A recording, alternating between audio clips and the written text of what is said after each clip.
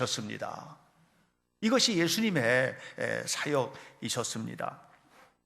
십자가에 돌아가시기 바로 전날 밤에도 마지막 유월절 만찬을 하시면서 예수님은 제자들과 함께 정말로 풍성하게 드셨습니다. 내일은 십자가에 달려 돌아가시는 날이거든요. 성금요일 아닙니까? 고난주간의 성금요일.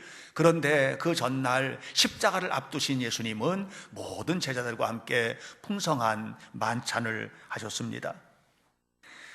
디트린 니체는 말하기를, 니체는 기독교는 가난과 절망을 하나님의 뜻으로 미화하여 받아들이게 하므로 사람들이 희망을 걸 수 있는 싹을 잘라버린다라고 얘기를 했습니다.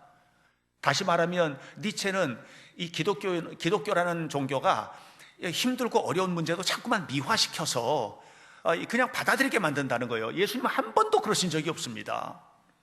예수님은 우리에게 풍요로운 것을 약속하셨고, 예수님은 우리의 삶의 넉넉함을 약속하셨고, 질병의 치유를 약속하셨고, 영원한 생명을 약속하셨습니다. 예수님은 단 한 번도 굶주림이 아름답다고 얘기하신 적은 없었습니다. 그런데 오늘 성경에는 특별한 굶주림에 관한 이야기가 기록되어 있습니다. 그것은 바로 금식에 관한 이야기입니다. 과거에는 이 금식이 이제 그 금식하면서 안 먹고 기도하는 것 아닙니까? 그런데 이 금식에 관한 이야기가 이 영적인 그 삶을 살아가는 사람들에게는 굉장히 중요한 주제였습니다. 그래서 이제 금식 기도도 강조가 되고, 또 금식을 하는 것에 대해서 강조를 하고, 심지어는 어떤 이 영적 신비주의 쪽에 깊이 가 있는 그런 어떤 교단에서는 목사 한 수를 받으려면 40일 금식을 해야 된다, 뭐 이렇게. 왜냐하면 예수님도 공생애를 시작하시기 전에 40일 금식하셨는데 금식해야 된다, 이렇게 강조를 하는 그런 교파도 있었다고 합니다. 그런데 이 금식의 본질을 우리가 알아야 되는 거예요. 금식이 무엇인지에 대한 본질을. 오늘 우리는 저는 여러분들과 함께 그리스도인의 삶에 관한 부분들을 진지하게 함께 고민을 하면서, 그리스도인은 도대체 어떻게 살아야 될 것이냐, 또 하나님과 어떤 관계를 가지고 우리가 하나님께서 주시는 축복을 누리고 살아야 될 것이냐, 이 문제를 함께 나누면서 이 금식의 부분을 좀 이야기하고 싶은 거예요. 이사야서 58장에는 이 금식에 관한 내용이 깊이 있게 다뤄지고 있습니다. 그런데 이사야 58장에서 말하는 내용은 이걸, 나의 기뻐하는 금식은, 이렇게 하면서 이야기하는 전체적인 내용을 한마디로 말하면 주님과 동행하는 삶인 겁니다. 예수님과 함께 가는 삶인 겁니다. 굶는 거를 금식은 굶는 것인데, 굶는 것이라는 이 밥을 먹지 않고 하는 기도라는 이 표면적인 이유가, 이게 주제가 아니고 주님과 동행하는 것이라는 것입니다. 이것이 이사야서를 통해서 하나님께서 말씀하신 금식입니다. 더 깊이 말하면 하나님으로부터 멀리 떨어져 있던 우리가 진짜 하나님께로 돌아가는 것입니다. 이것이 금식이라는 것이죠. 진짜 하나님께로 돌아가는 것, 이것을 우리는 회개라고 얘기를 합니다. 여러분, 우리가 진짜 하나님께로 돌아가기 전까지 누릴 수 있는 평안은 없습니다. 여러분 아셔야 돼요. 우리가 저절로 누릴 수 있는 평안은 없습니다. 그냥 저절로 주어지는 평안은 없습니다. 하나님께로 돌아갈 때 하나님으로부터 주어지는 평안, 이 평화가 저와 여러분의 삶 속에 가득하게 되시기를 축원합니다. 그런데 하나님께로 진짜로 돌아가는 것을 이제 회개라고 하는 거예요. 회개는 삶을 완전히 돌리는 거거든요. 가던 방향을 돌이키는 겁니다. 이걸 회개라고 하는데, 근데 이게 참 단순하지가 않습니다. 여러분, 회개라고 하는 것이 주님 저 죄를 회개합니다, 이게 아니란 말이에요. 삶을 돌이키는 거잖아요. 이게 단순하지가 않다니까요. 왜? 그렇게 돌이켜야 되겠다고 결심하고 계획하면 돌이켜지는 게 인생이 아니에요. 내가 아무리 돌이키겠다고 이거 하지 말아야지, 그렇다고 해서 안 하게 되는 게 인생이 아닌 겁니다.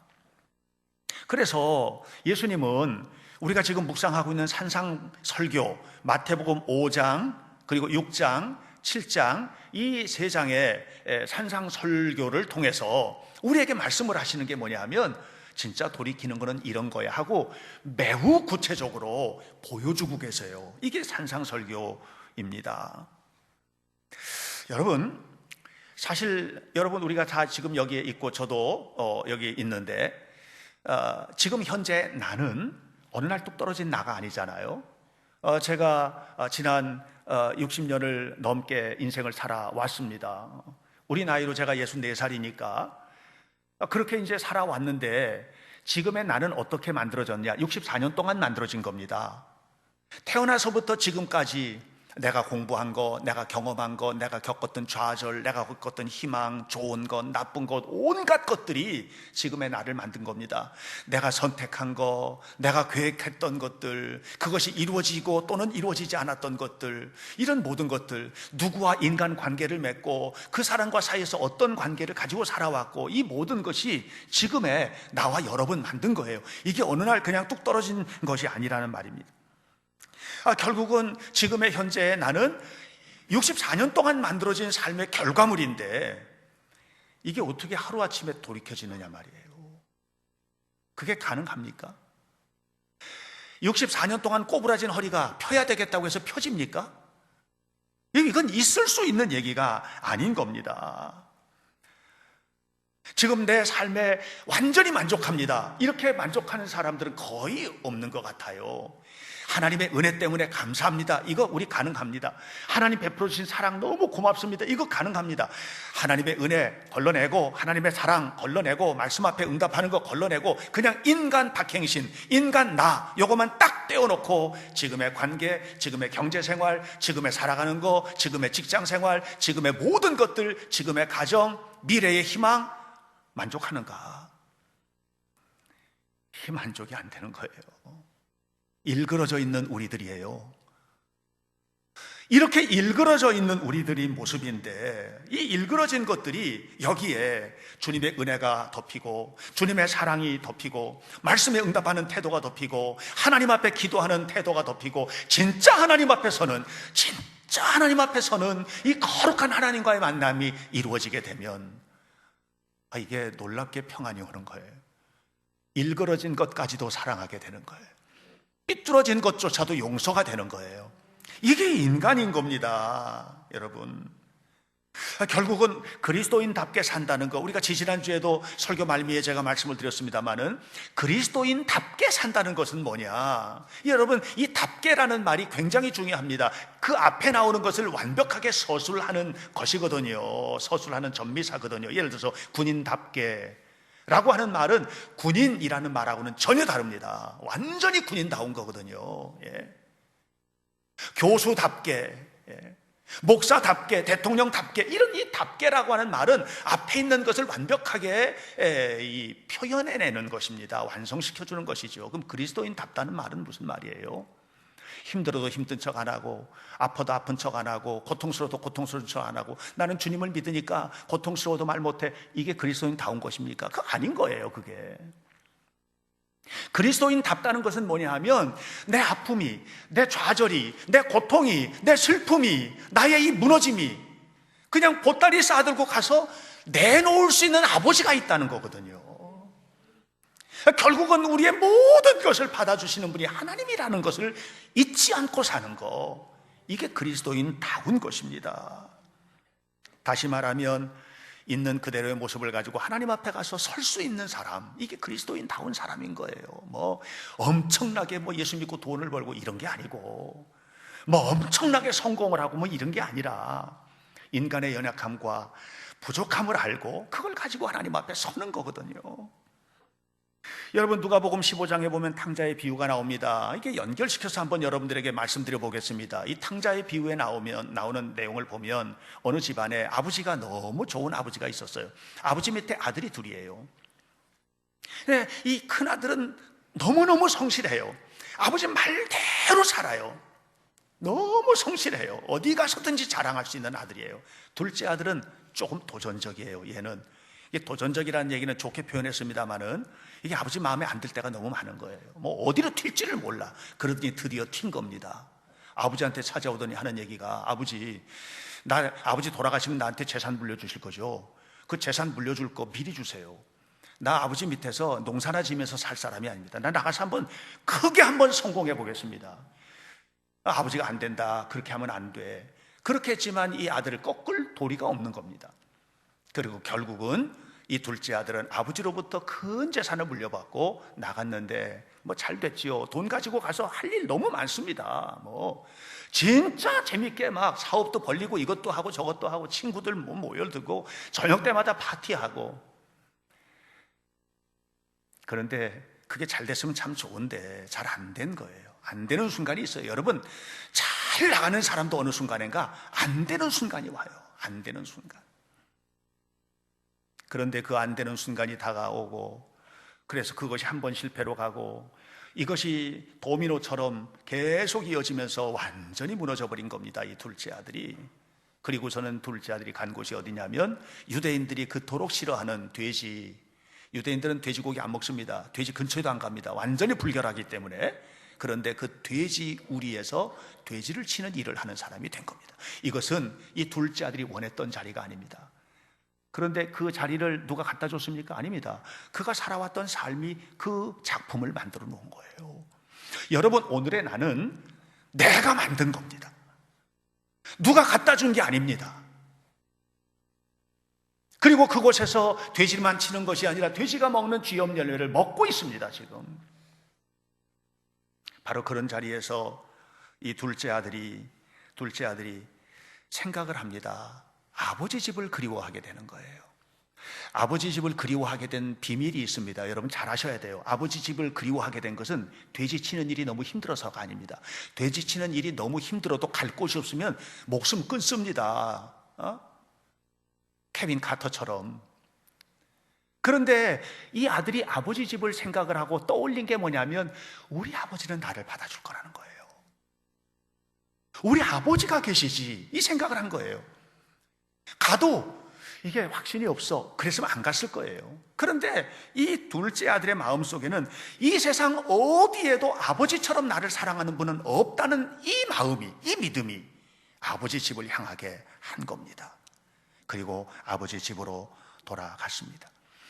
그렇게 아버지 집으로 돌아가는 데까지 이르기까지는 그에게는 정말 오만 가지 것들이 있지 않았겠습니까? 아버지 집으로부터 떠나오던 날, 어려서부터 자라오던 것들, 떠나와서 사업하던 거 어느 날 너무너무 잘 돼가지고 막 기뻤던 것들, 어느 순간에 꼬꾸라쳤던 것들, 배신, 좋을 때는 친구들도 많이 오더니 이제 좀 점점 문제가 생기니까 한 놈 두 놈 떠나가고 이제는 밥 얻어먹을 친구 하나도 없이 되어버린 이 좌절감, 돼지치는 집에서 살았던 것들, 이런 모든 것들이 결국은 뭐냐면 이 아이로 하여금 아버지 집으로 가게 했는데 그 핵심 속에는 아버지가 나를 받아준다는 믿음이 있었다는 것입니다. 돌아왔습니다. 다 회복됐잖아요, 그죠? 다 회복됐습니다. 그런데 한 가지가 있습니다. 우리가 성경에서 놓치지 말아야 될 한 가지입니다. 그것은 뭐냐면 모두가 반가워한 것은 아니었다는 것입니다. 그 집에는 큰 형이 있었는데 이 형은 동생이 하는 모든 일을 싫어합니다. 어떻게 저럴 수 있느냐고 비판합니다. 동생에 대한 모든 것을 손가락질합니다. 아버지가 설득을 했습니다. 그럼에도 불구하고 그 마음속에, 이 형의 마음속에는요 변하지 않는 게 있습니다. 동생에 대한 이 잘못된 생각을 가지고 있었던 것이죠.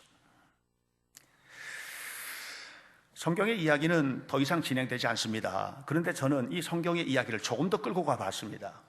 조금 더 끌고 가봤더니 어떤 일이 벌어지느냐 하면 동생이 집안에 머무르면서 아버지를 바라볼 때마다 희망이 차는데 형을 만날 때마다 괴로워했던 겁니다. 이 형이 동생을 미워했던 이 마음도 하루아침에 바뀌는 게 아니거든요. 그러니까 이 형을 바라볼 때마다 이 동생의 마음속에는 너무나 큰 부담감이 있는 겁니다. 여러분, 우리가 교회 나옵니다. 희망을 가지고 교회 나옵니다. 하나님 만나면 하나님께서 나에게 주실 것에 대한 은혜를 가지고 소망하면서 하나님 앞에 나옵니다. 잘 될 거야, 잘 될 것이야, 하나님 날 사랑하시니까. 그리고 나왔는데 이곳에서는 우리는 형과 같은 사람을 만날 수도 있고 형과 같은 사건을 만날 수도 있습니다. 결혼을 합니다. 결혼을 하면서 희망에 차서 결혼을 합니다. 부부가 만나서 우리 잘 살 거야 그랬는데 살다 보면 항상 행복하고 좋은 일만 있는 것이 아니라 상대방에서 느닷없이 나오는 나쁜 성격, 나쁜 습관, 이것은 집안에 있는 형과 같은 존재입니다. 우리의 삶에는 이런 것들이 있습니다. 그래서 여러분, 우리가 가지고 있는 것 가지고 또 우리가 있는 형편 속에서는요 절대로 평안을 누릴 수가 없다고 하는 사실을 기억하시기를 바랍니다. 사랑하는 여러분, 마귀는 우리를 포기하지 않습니다. 하나님도 우리를 포기하지 않고 붙잡고 계시지만 마귀도 우리를 포기하지 않습니다. 마귀는 여러분을 어떻게 해서든지 예수님께로부터 뜯어내려고 합니다. 교회로부터 뜯어내려고 합니다. 관계를 뜯어내려고 합니다. 이게 마귀 역사입니다. 어떻게 해서든지 상처를 입히려고 합니다. 어떻게 해서든지 내 안에 둥지를 틀려고 합니다. 이것이 마귀입니다. 여러분, 이런 말이 있잖아요. 왜 새가 내 머릿속으로, 머리 위로 저리로 지나갑니다. 막을 수 있습니까? 못 막습니다. 내 머리에 둥지를 트는 거는 막아야죠. 내 머리에 둥지 트는 건 막아야죠. 마귀 역사가 이 땅 위에서 엄청나게 이루어지고 있는데 그걸 우리가 다 막을 수 없습니다. 그 하나님께서 하실 것입니다. 그러나 그 마귀가 내 안에, 내 가슴 속에 부정적인 생각을 심고 나쁜 생각을 심고 미운 생각을 심고 하나님과 대적하는 생각을 심는 것은 막아야 되지 않겠습니까? 마귀가 내 가슴 속에 둥지 트는 것은 막아야 되지 않겠습니까? 내가 할 수 있습니까? 못합니다. 어떻게 합니까? 여러분, 주님을 의지해야 됩니다. 주님을 바라봐야만 합니다. 주님께 가까이 나아가는 은혜가 있기를 주의 이름으로 축원합니다. 여기에서 주님은 금식을 이야기를 하고 계시는 거예요. 여러분, 오늘 우리가 영적 전쟁터 속에 있는데 이 영적 전쟁을 겪고 있는 우리에게 주님께서 절대적으로 마귀가 내 가슴 속에 둥지를 틀지 못하도록 하기 위하여 절대적으로 피해야 될 것을 한 가지 얘기하십니다. 그것은 16절에 있는 얘기입니다. 금식할 때 너희는 외식하는 자 같이 하지 마라. 외식이 뭡니까? 쉽게 얘기할게요. 위선자가 되지 말라는 거예요. 신앙의 위선자가 되지 말라는 거예요. 예수님은 말씀하십니다. 금식할 때 위선하지 마라. 위선적인 신앙생활 하지 마라. 겉으로는 하나님을 너무 잘 믿는 것 같은데 속으로는 온갖 미움과 좌절과 분노를 가득 차 있고, 아니면 겉으로는 주님 앞에 금식이라는 형태를 갖추고 있지만 가슴 속으로는 하나님과 전혀 상관없는 이런 금식은 외식이다, 위선이다. 나는 그런 거 안 받는다. 그런 예배 안 받는다. 성경에는 수도 없이 나옵니다. 여러분, 예언서를 읽어보십시오. 이사야서를 읽어보시면 1장부터 나오죠. 1장부터 너희가 엄청나게 많은 번제를 드리지만 그 번제 드리는 제사 내가 하나도 받고 싶지 않아. 예언서를 마지막 하는 말라기서에도 얘기하자면 수많은 것들을 갖다 바쳐도, 미가서가 말하지 않습니까? 10,000마리, 1,000마리, 10,000마리 양의 기름, 염소를 갖다 바쳐도 내가 그거 기쁘지가 않다는 거예요. 왜? 위선적이니까, 외식하는 것이니까. 겉으로는 형태는 갖췄지만 내용은 하나님과 전혀 상관없기 때문에 이 얘기를 하는 겁니다. 아마존의 선교사로 헌신하시는 김철기 선교사님이 쓴 책이 있습니다. 가슴 찢는 회개입니다. 아내가 너무 훌륭한 사역자였고 함께 동역을 하면서 아마존에 사역했는데 일찍 돌아가셨습니다. 그리고 난 다음에 이제 혼자 남아 사역을 하면서 돌아보면서 자기가 살았던 삶을 진짜 가슴 찢으면서 회개하는 이런 내용이 이 책 속에는 담겨져 있습니다. 사실 믿음도 별로 없었던 사람인데 아내를 만나서 믿음을 갖게 되고 또 신앙생활 하게 되고 신학교도 가게 되고 이렇게 하는데, 신학교를 가서 사역을 하고 사역을 시작을 하면서 40일 금식 기도를 하게 된 겁니다. 40일 금식 기도를 하게 된 원인도 조금 좀 야릇하기는 한데 어쨌든 간에 40일 금식 기도를 계획을 하고 금식에 들어갔습니다. 처음에는 20일 금식을 하려고 들어갔습니다. 근데 21일을 금식을 했는데 너무 좋은 거예요, 이 하나님과의 교제가. 그래서 21일이 끝난 다음에 다시 20일을 작정을 하고 40일을 채워서 40일 금식 기도를 한 사람이 김철기 선교사입니다. 그런데 그 안에 이제 그때 상황에 대해서 이제 굉장히 긴 이야기를 했는데 제가 짧게 요약을 하면 이렇습니다. 금식을 끝나고 난 다음에 나는 더 교만해졌다. 금식이 끝나고 난 다음에 나의 의가 더 높아졌다. 금식이 끝나고 난 다음에 사랑해야 될 사람들을 사랑해보다는 미워하는 때가 더 많았다. 금식을 끝나고 난 다음에 내 아내와 싸우지 않는 날이 없었다. 하나님께조차 불평을 했다. 40일 금식 기도를 했는데 농촌교회에 처박아 두는 것이 하나님께서 옳게 하시는 것입니까? 이렇게 따졌다. 여러분, 우리가 내 의가 어디서 드러나느냐 하면 안 하는 사람은 오히려 의가 없어. 그런데 뭔가를 우리가 행동하고 뭔가를 하게 될 때 이거 이렇게 하면 안 되잖아 하고 거기에서 사람을 비평하고 환경을 판단하고 이렇게 해나가는 것입니다. 왜 이렇게 됐느냐? 이렇게 된 이유가 있느냐? 왜 그렇게 됐냐면 금식하는 동안에 하나님의 마음을 품는 일을 실패하고 금식하는 것 자체가 목적이 되었기 때문에 그래요. 40일 금식하는 게 목적이 되면 안 됩니다. 우리는 예배하는 게 목적이 아닙니다. 여러분, 예배하러 나오는 것이 아니에요. 하나님의 마음을 담으려고 나오는 거예요. 하나님의 마음을 담고 하나님 앞에 살아가는 거, 이걸 위해서 우리가 여기 나오는 것이지, 주일이 됐으니까는 예배를 가야 된다, 우리 예배를 드리러 나오는 것이 아닙니다. 하나님 앞에 나오는 것이죠. 하나님 앞에 나오는 것이고, 하나님 앞에 예배하는 것이고, 하나님의 마음을 품는 것이고, 이것이 예배인 것이죠. 그런데 이 김철기 선교사가 40일 금식을 했는데 그 속에 하나님의 마음을 담는 건 실패하고, 우월감, 교만, 40일 이런 것만 가득 채워놓으니까 하나님과 상관없는 위선자, 외식하는 자가 되고 만 것입니다. 오래전에 어떤 한 선배 목사님하고 얘기를 나눈 적이 있습니다. 얘기를 나누다 보면 목회 얘기 나오고 그러지 않겠습니까? 그런데 우리 교회에서 하는 이런저런 사역들에 관한 이야기를 나누고 이렇게 했는데, 한참 얘기를 하다 보면 저는 자랑하는 게 하나도 없어요. 자랑을 무슨 할 게 있습니까? 그냥 얘기 나누는 거예요. 그런데 이 선배 목사님은 제가 하는 얘기를 자랑스럽게 들으신 것 같아요. 네. 그러더니 그분이 딱 이렇게 얘기했습니다. 박 목사, 마개 꽉 닫아두게, 마개가 열리면 향기가 다 날아가 버리고 말아. 저는 그 순간 그 말이 무슨 말인지 그냥 금방 알아들었습니다. 이게 무슨 얘기냐 하면, 우리가 간증하는 건 너무 좋잖아요. 간증은 너무 아름다운 거예요. 그런데 이 간증이 내 간증이 되면 하나님의 이야기가 돼야 되는데, 하나님의 이야기가 되면 향기롭죠. 끊임없이 향기로워요. 그런데 내 간증이 되다 보면 결국은 나중에 이 썩을 육체의 냄새가 나게 된다는 얘기를 하는 거예요. 하나님의 향기가 나는 게 아니라 마개를 열어놓으면 다 날아가 버려. 그러면 그 속에 뭐만 남아? 악취만 남아. 그 얘기하는 겁니다. 오늘 여러분, 우리가 서로 간에 거룩한 그리스도의 향기를 날리며 정말 사람 바라보면서, 삶을 바라보면서, 믿음을 바라보면서 박수치고 감사하고 영광을 돌리고 향기롭게 살아가는 은혜가 있게 되기를 주님의 이름으로 축원합니다. 그렇게 살기 위해서 우리는 하나님 앞에 부름을 받은 겁니다. 하나님이 우리를 부르셨습니다. 왜 부르셨습니까? 여러분 축복하시려고 부르셨습니다. 그냥 천국으로만 인도하는 것뿐만이 아닙니다. 우리를 축복하기 위해서 부르셨습니다.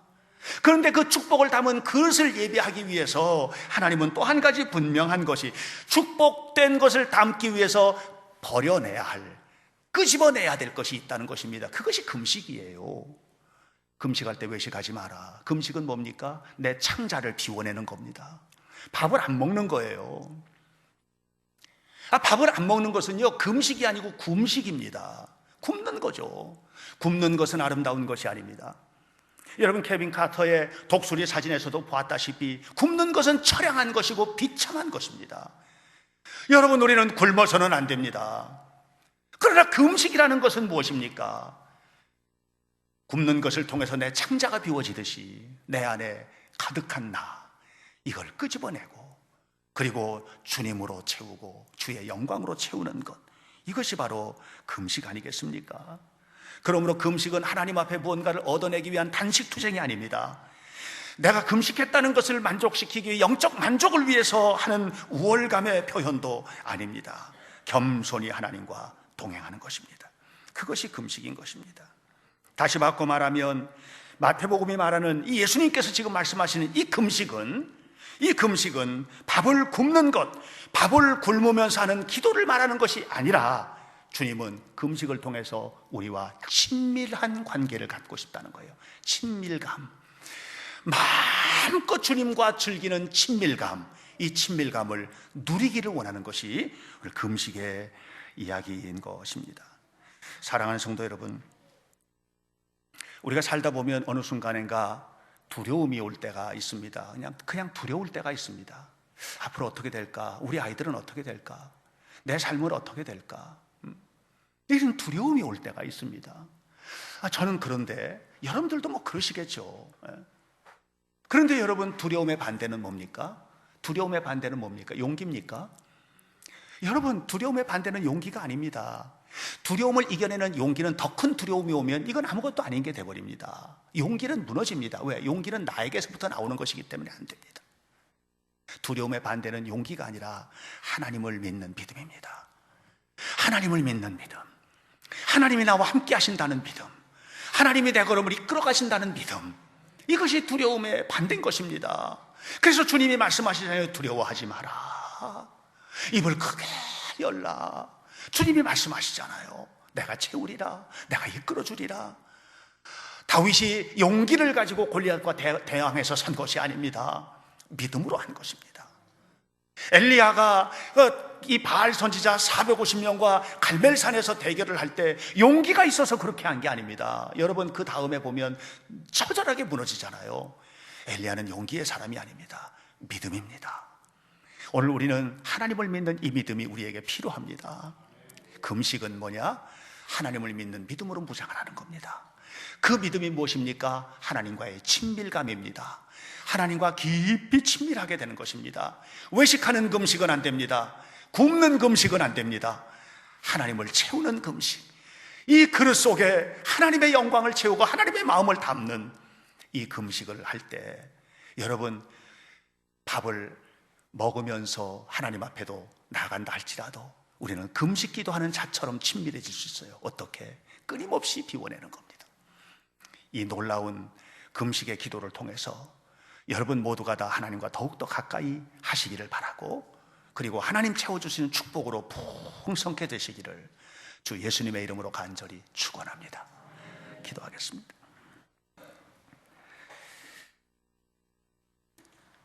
마귀는 수단에 있는 아요드 구호센터를 향해 가던 한 아프리카 소녀를 노려보는 것처럼 우리를 노려보고 있습니다. 그러나 우리 주님은 그렇게 마귀가 노려볼 때 케빈 카터처럼 내 욕심껏 사진을 찍기 위하여 적당한 때를 기다리시는 것이 아니라 그 순간 우리와 함께 동행하시며 쫓아주시고 마귀의 모든 역사를 물리쳐 주시고 이기도록 성령의 충만함으로 인도해 주심을 믿습니다. 자비하신 아버지 하나님, 날마다 우리와 동행하시는 주님 앞에 금식하기를 원합니다. 내 안에 있는 모든 나의 것들을 비워내고 하나님의 영광으로 채워 넣기를 원합니다. 하나님께서 동행하시는 삶을 살아가기를 원합니다. 깨닫게 하여 주옵소서. 깨닫지 못하는 어리석은 자가 되지 말게 하시고 말씀을 듣고 깨닫게 하여 주옵소서. 그리고 끊임없이 깨달아지게 하시고 변화되게 하시고 내 힘으로는 할 수 없는 회개와 변화가 내 삶 속에 주님의 능력으로 이루어지게 하시고 그 속에 하나님의 평강이 가득하게 하옵소서. 주님이 함께 하심을 믿고 감사하며 예수님 이름으로 기도하옵나이다. 아멘.